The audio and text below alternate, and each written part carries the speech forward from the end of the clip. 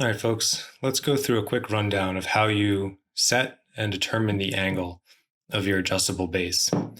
So we have, if you look at this guide here that we're laser engraving on the side of the base, you'll notice that there's 2 vertical dots and then 3 clustered ones with an angle inside of them. And we do that twice.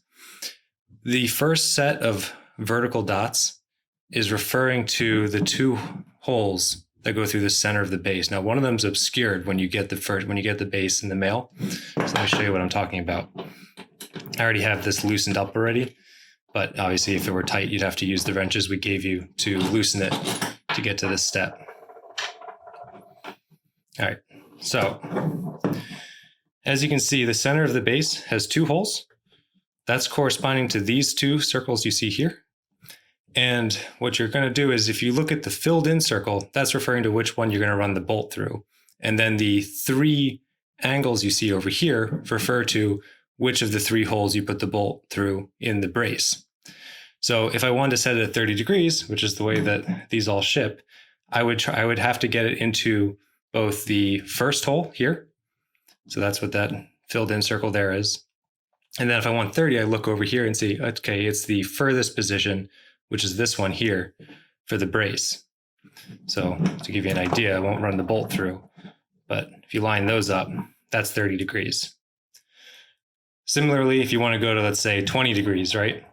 We can, if you look over here, what we want to do is go to the lower of the 2 positions, which is that hole there. And then the, I guess, rightmost hole on the brace, which is that one there. So to show you what 20 would look like, is you would line these 2 up.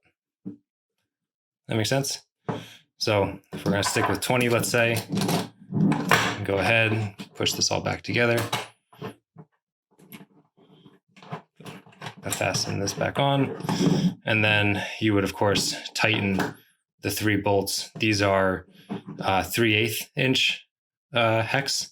So this is the same thing you'd see on your skate tool. This is the smaller end of your skate tool if you lose the 3/8 inch wrench. This side, though, on the other hand, is 7/16. So we make sure to provide those. And you can buy fancy ones too if you want. If you don't like the ones we gave you, I've got some that have a ratchet on them. Makes it a little bit easier to go ahead and adjust, but just a good starting point.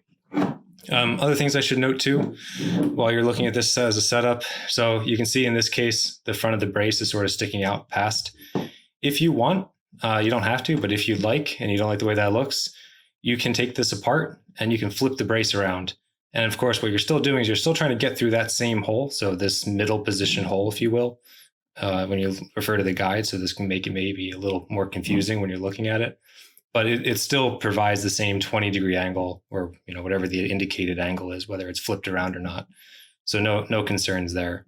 All right. So hopefully this helps. If you have any questions, feel free to drop us a line and we'll try to get you sorted.